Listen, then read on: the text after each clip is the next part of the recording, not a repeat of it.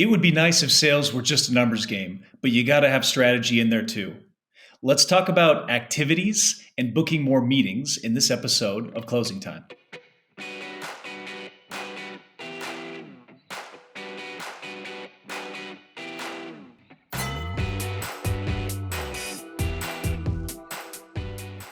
Thanks for tuning into Closing Time, the show for go-to-market leaders. I'm Dave Osborne, Chief Sales Officer at Insightly, and I'm joined by Kim Cram, a sales consultant and coach. Welcome to the show, Kim. Thanks for having me, Dave.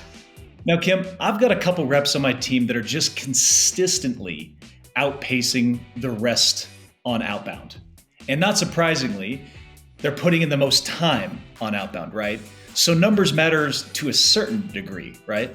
Yeah, 100%. It's pretty common where you look at the best performers and it is an activity thing. They're putting in the effort, they're putting in the work, and they're having the results.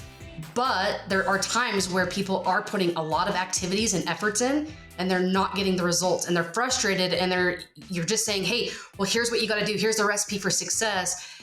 And they do it and then it's falling flat. So you have to be able to look at it. Sometimes it's a numbers game and sometimes it's more of just a strategy thing that they have to really focus in on. Right. There's so many different variables that go in to building pipe, right? I mean, activity is going to be part of it, right? You need to cast a wide enough net to even give yourself a chance, but we got to make sure the messaging's right and the cadence is right. And, so many different layers to it, right? So it's not about just more activity, right? Because just focusing purely on activity isn't going to, you'll plateau eventually, or you just won't be able to sustain it for that long of a time, right? Yeah. No, I see it all the time. And there's a lot of different ways and reasons why it's not working. Sometimes I'll have these reps, they're like, when I look at it, I'm like, well, let's dive into this. Why aren't we having the same results as someone else that is succeeding? And, you talk about who they're going after and they're like, well, I want to go after people that are different because I want to go after these people because no one else is. Like, there's a reason no one's hitting them up. It's not the right focus. It's not the right target market, or their messaging isn't spot on for the person that they're targeting. They're going with just kind of a blanket, here's what we say and here's what we do, but it's not resonating with the people that they're reaching out to.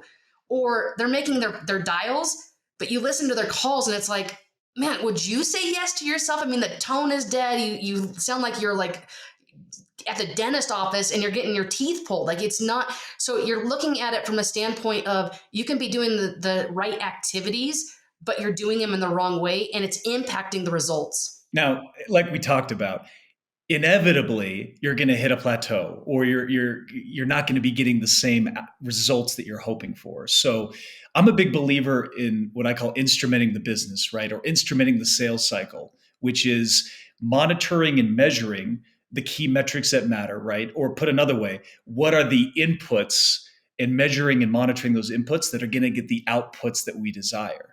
Right. And I know that in your consulting, you have a calculator, right, that you help some of your different customers determine kind of what is the right volume of activities to result in the outputs that they're desiring. Right. Yep. You and I are the same. We're numbers people. We want to really focus in on, well, how do we get there, and mapping it out and say, okay, here's the recipe. Here's the thing that you need to do on a daily basis to get there. Not everybody knows that. And a lot of times they have these arbitrary numbers that are given to them. Okay, make 50 dials and you need to have reach out to this many people and you have this. Where are those numbers coming from? Because you read it in a blog, because someone told you it was a good number, you dreamt about it. I don't know where those numbers are coming from, but they're just saying, here's what you got to do, go do it. And the problem with that is it may be the right numbers, but it may not. So knowing your numbers and having, making it easy so that they can be able to input and say, all right, for me, because every individual is going to be different as well. But for me, how many calls do I have to make? How many people do I need to reach out to? How many emails do I need to send to set one meeting? And then what's my ratio of set to held? And then how many deals do I need to close? And how many deals do I have to hold to get to how many deals I need to close? So when you are able to then break it down, then you start to get this like roadmap for yourself or as a team. You may still have a team average and say, hey, generally this is where we need to be, but on an individual basis, know your numbers and go after it versus, again, have this arbitrary number. Or some don't even have a number. They're just, I'm going to work hard and hope that they get there. And then, surprise, surprise, they don't do all the activities that they need to. Every salesperson obviously has a different skill set, or when you look at, if you actually do instrument the cycle, right, you can see not only the activities they're doing, but like the conversion ratios along the way, right? So maybe you're making a bunch of calls or sending a bunch of emails, but those aren't converting at the clip that you'd hope, right? Or maybe we're setting the demos, but they're not showing up, right? Which is a different problem. So Mm-hmm. having that entire thing mapped out, also enables you to provide some pretty curated coaching to your individual players, right? Yeah, no, 100%. I mean, again, it's you're looking at the numbers, and not that numbers tell you everything, but it does give you those insights of what to dig in more and be able to understand, hey, well, here's where we're at. It looks like we're having an issue, people showing up, or whatever it may be. So you can be able to dial into, hey, let's fix that problem and really focus in. And so the numbers give you that insight of what's going on, so I can be able to look and dig deeper into that and solve where that problem is, versus like, scrap it, like, let's start over. You're not succeeding. Let's try it this way. And you're like, you could have kept the parts that were good, but instead you just threw everything out and started over. Or you fixed the wrong problems, you fix the things actually going good, and then you just, so, but paying attention to the data so you can be able to know where to focus. Yeah, I like that. Well, and it's obviously much more relevant for the person as well. Now, switching gears, I think another thing that sales leaders hear very often is, you have a salesperson that says, I'm working my guts out. Like Mm-hmm. I'm working on all these things and I'm just not getting the results that I want, right? And it's because maybe they're working on the wrong things, right? I think in sales, but really in business, a lot of times leaders conflate activity with impact, right? And not all activities are created equal, right? So how does your calculator, how do you monitor and make sure that you're focusing on the right activities versus just activity in general? Yeah, no, it's a great point. So part of it is, and this is usually the aha moment, where they start to put those numbers in and they realize, because now that you can put those inputs in and see your results, but you also can put, all right, well, here's my goals, and be able to see how those numbers look. Okay, I need to do 10,000 calls a day. I need to, and you start to like put all of these inputs in, and then you put your goals and you're like, wait a minute, this isn't going to work. Like, how, there's not enough time in the day to do all of these different activities. And so it's one of those things where it's be able to say, hey, if you're it's working right now, great, here's how you're going to do it. Here's your recipe, here's your game plan of how you're going to move forward. But if it's not working, just doing more of the same wrong strategy isn't going to move the needle. Or again, there's not enough time in the day. So it's helping you be able to understand not only what you should be doing, but hey, we need to re-look at this, because, and I've had reps like, hey, they're struggling, and I'm like, all right, what's our game plan? They're, I'm going to do more, and I'm like, how? Like, you don't have a work ethic problem. Some people do. Some people aren't putting in the effort, and this is the thing that says, okay, you got to get going, and here's how to do it. But those that are putting in the effort, we got to do something different because this isn't working. Let's again look at it. Who are we reaching out to? What's our messaging? And how does that, is that messaging right? And you start to look at the strategy of it. So it may be a strategy problem, not an activities problem.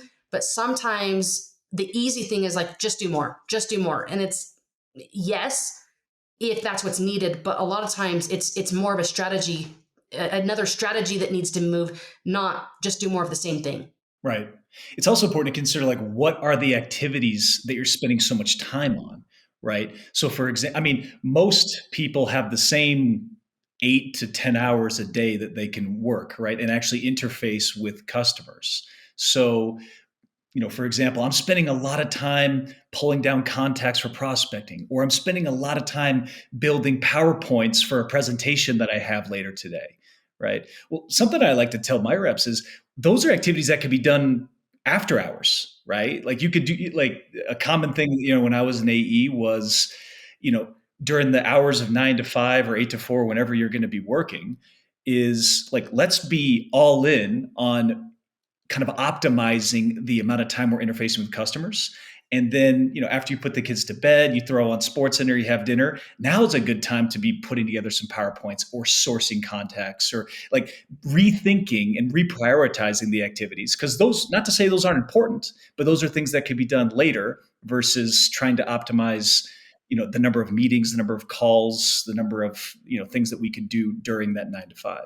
Yeah, no, absolutely. And the other thing with it is when you start to see those that are doing well and you look at, hey, this person's doing really well. What are they doing?